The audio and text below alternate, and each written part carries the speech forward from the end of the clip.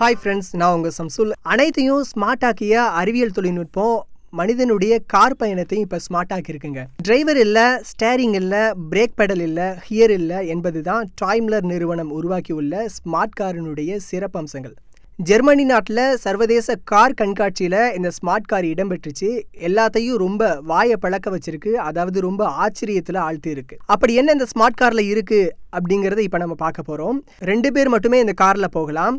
இந்த காரை எப்படி நம்ம டைரக்ட் பண்ணலாம் அப்படின்னா நம்ம பேசியே டைரக்ட் பண்ணலாம், அப்படி இல்லாட்டி ஆப் மூலமாக டைரக்ட் பண்ணலாம்.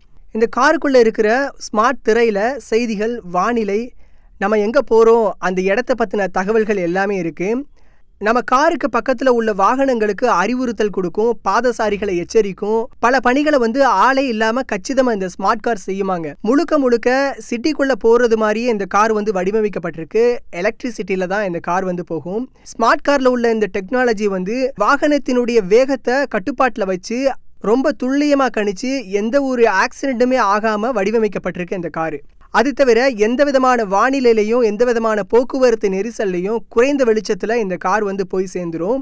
ஒருவேளை இந்த காரில் சார்ஜ் தீர்ந்துருச்சு அப்படின்னா தனக்குத்தானே சார்ஜ் ஏற்றிக்கிட்டு மறுபடியும் தன்னுடைய பயணத்தை ஆரம்பிக்குமா. எதிர்வரும் 2022ஆம் ஆண்டுக்குள்ளே இந்த காரை மக்களுடைய பயன்பாட்டுக்கு கொண்டு வர அந்த டாய்ம்லர் நிறுவனம் திட்டமிட்டிருக்காங்க.